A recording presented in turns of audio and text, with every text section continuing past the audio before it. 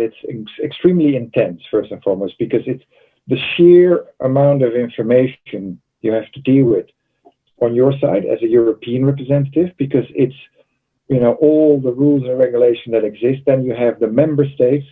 There is still mixed competence in the area of trade. Don't forget that. Mixed competence. That means, the European Commission has a huge say, but not all say.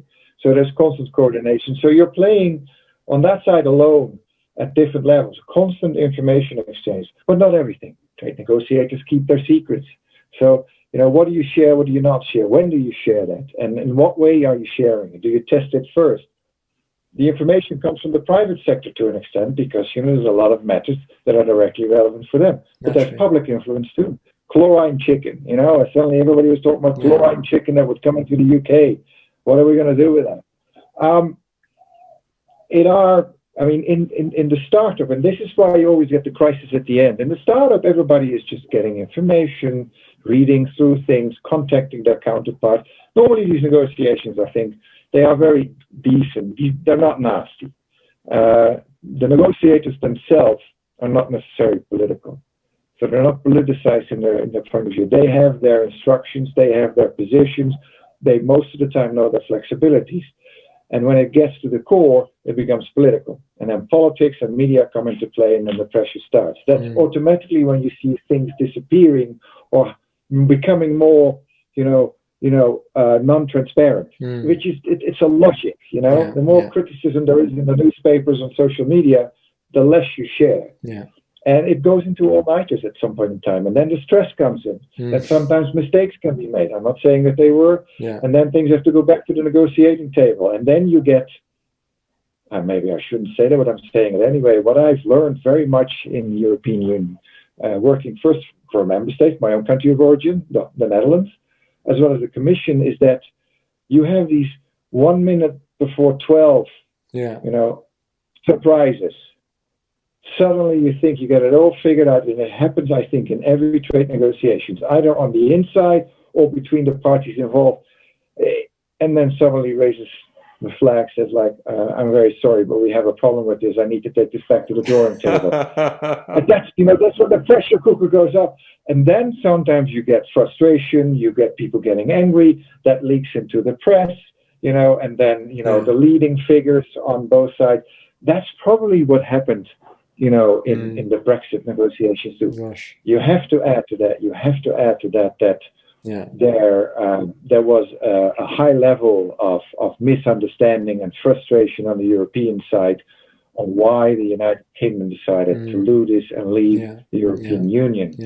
And I think with any club, if you have a respected member that suddenly decides to leave, you're always like, why? Why are you doing this? We have a great club. It's not perfect, but it's moving forward. That influences negotiations. It is. Everything they write about it is true, and sometimes it gets worse. But at the same time, I'm pretty certain, you should check it with those involved, that, after, 24 hours or 48 hours of tough negotiations, they can still go to a pub and have a beer together and also laugh about it. I think certainly, in the EU-UK level, I'm sure that happened too. And because at the end they have a common target. No one, I think, friend and foe, you would agree with this too, no one would have benefited from a no deal. Exactly. No one. Yeah, you're right there. I think the optics though, imagine if you had a curious journalist taking a picture of both sides having dinner or having a drink together after the negotiations. That would have been the horrible optics for the actual situation. I think they'd rather seen as being very divided as opposed to having dinner afterwards. But surely, people are human beings as well, and they do the best they can with the information. That's what I with think. The information available, for sure. I don't know if it happened. Yeah. But I know it used to happen in the past, which is quite a long time ago. Maybe things have changed a little bit. There may have been more sensitivity. But the bottom line is they're human beings. Exactly. And they're sitting down, they try to commonly come to a target and a goal. Exactly. That's exactly what in this journey with Pangea Wire Group as well, when we interact with even business leaders, world leaders, head of NGOs, individuals like yourself with these big international organizations, you expect the most pristine, the most sophisticated approach to a problem. And then when you actually speak to some of them, you realize that they are facing real issues in work and they also may have an issue with their son or daughter at school, and that's taking up their mind too. And they bring that into the negotiating room, or they bring that into the meeting, and it's a way to humanize the situation as well. I remember around this time last year, or beginning of February, I think it was the 11th of February last year, I gave a talk in Helsinki, Finland, to a room full of trade financiers about how geopolitics will impact trade in 2020. Obviously, not knowing COVID was around the corner for Europe, so that really changed the game too. But in terms of geopolitics, what that would mean, and when it came time to the breaks or for lunch and stuff, I would speak to sort of representatives from very big, banks and organizations, and they felt very exacerbated by this whole Brexit process. Not because Britain wanted to do it, but the lethargy that built throughout time, and the consistent media depictions of what was happening. And naturally, this may impact the trade negotiators too, because they realize what this negotiation means in terms of how it's represented, and that may impact what's actually spoken about. Much so, do you think that is the case also, where it's read in the media by these same negotiators who are negotiating?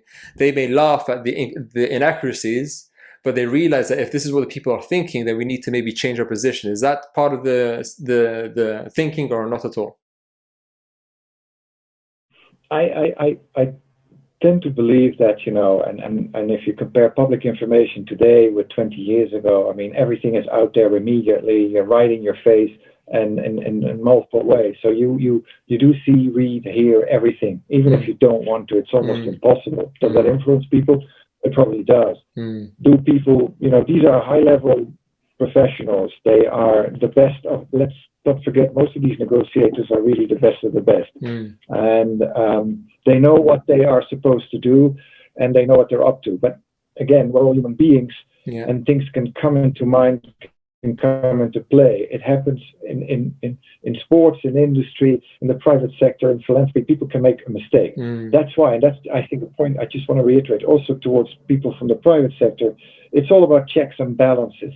If you talk about binding rules, obligations, policy that will actually literally change matters for permanent, that will actually force people to do things differently, you have to make sure that whatever is being put on the table at 7 p.m.